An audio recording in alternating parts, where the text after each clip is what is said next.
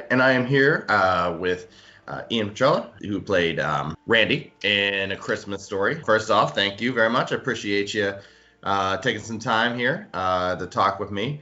And yeah, how did you hear about A Christmas Story? And what was the audition like? How did that? Very nice. Yeah, Is that proof. Is that the actual one from the film? Oh yeah, it's the actual one. It's not a replica. It was in the house. And you I took it till I took it back. Yeah. So, well, I mean, back then in 1983, I was a child actor, so it was just an audition that you do. They call you up and they say they're casting for a Holly film. They need to fill the role of a younger brother. And that's all they gave me.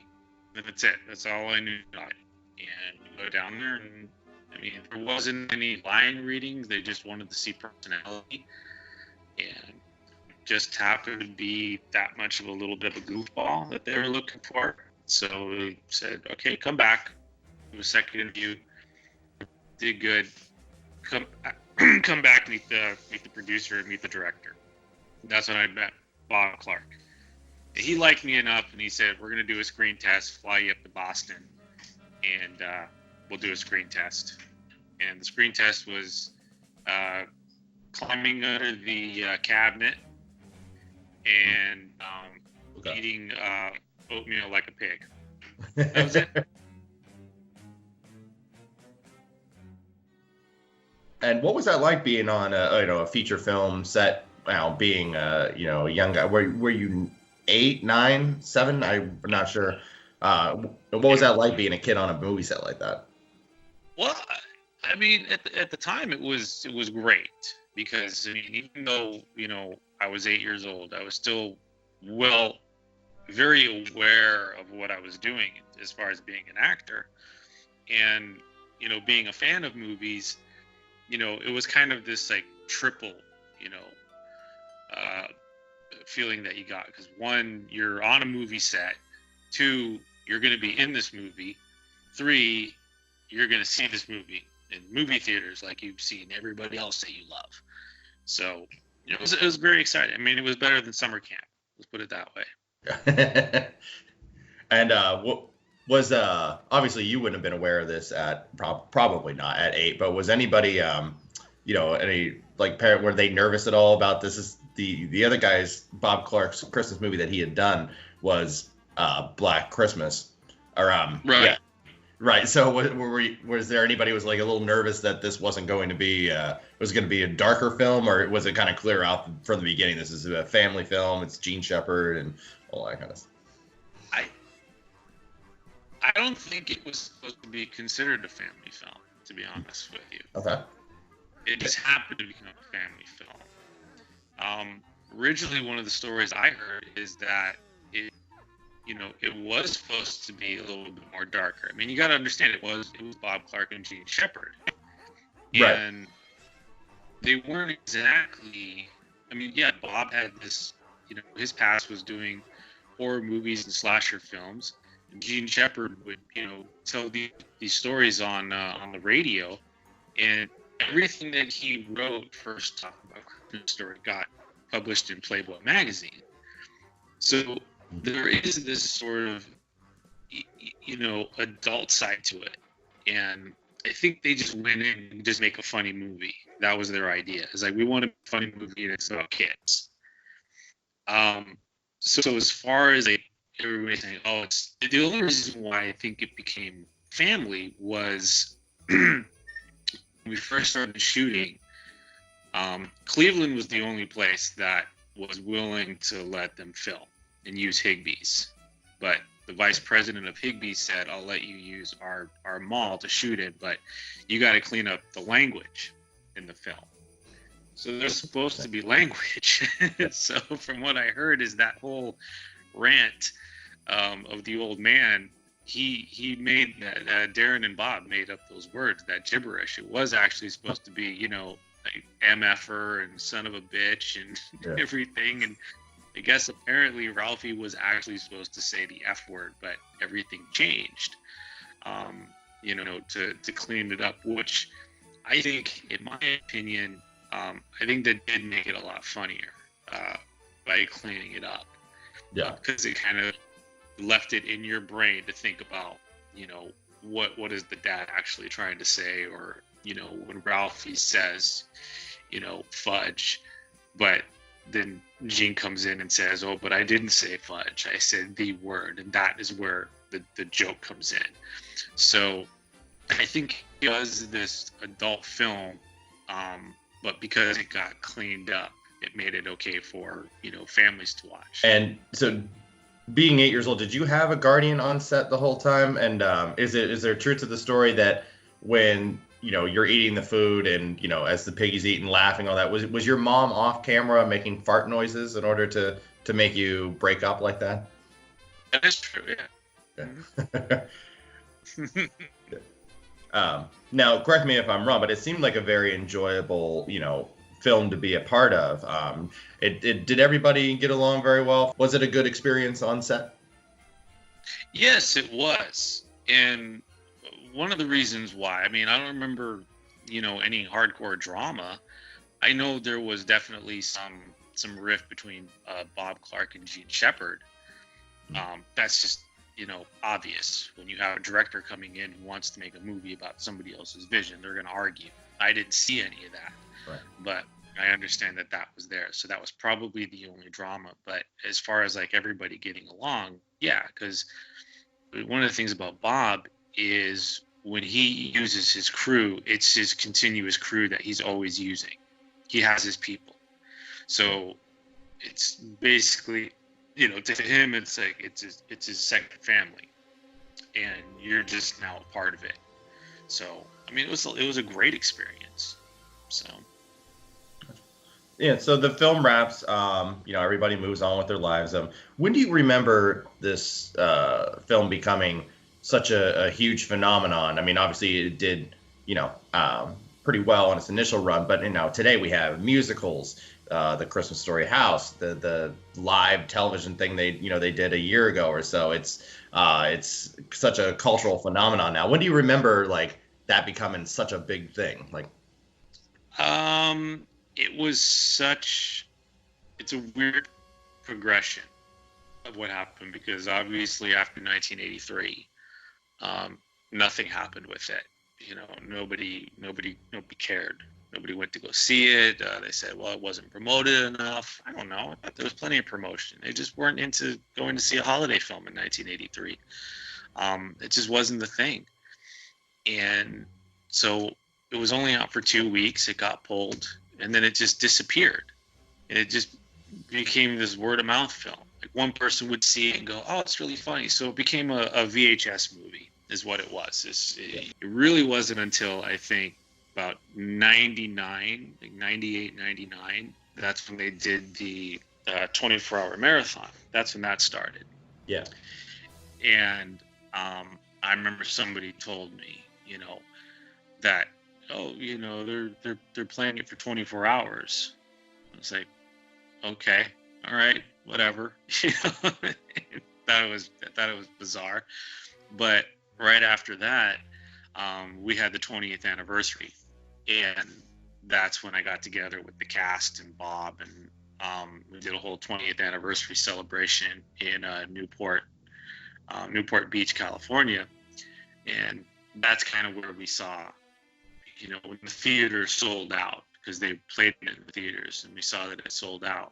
That's really when it started. And right after because that was 2003 that we had the 20th, and then a couple of years later, that's when Brian Jones bought the house.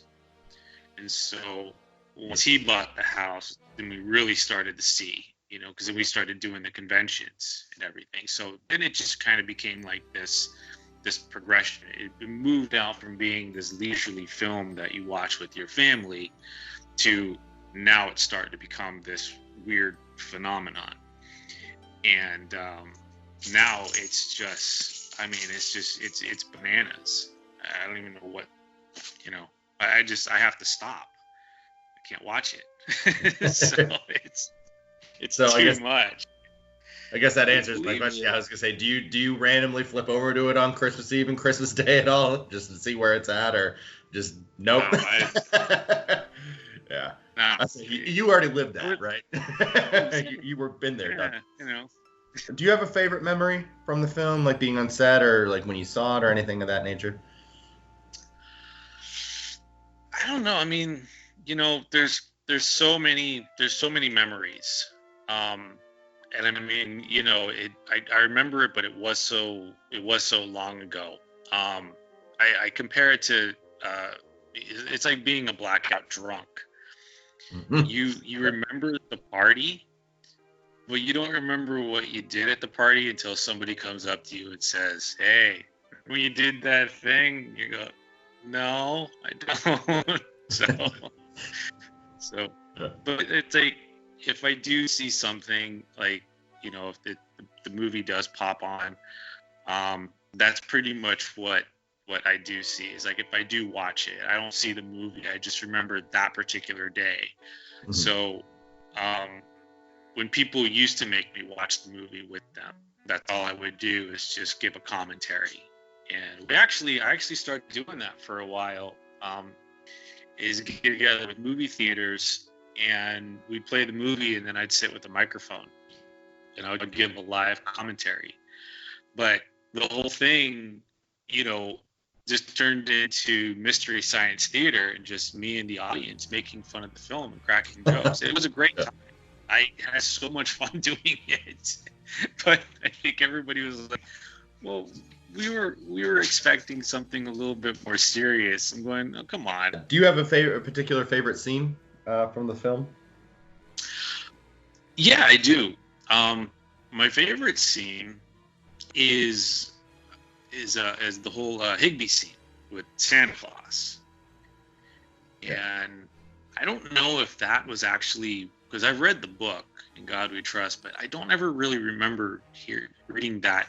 So I don't know if that was actually, you know, in the book, or if Bob and Gene made that up. But that is vastly become one of my favorite scenes. And it's just, it's basically, you know, Norman Rockwell wrapped up in Mad Magazine style. So, and just the whole idea that, you know, I think Bob and Gene were like the first person to, you know, kind of grasp the idea of the bad Santa.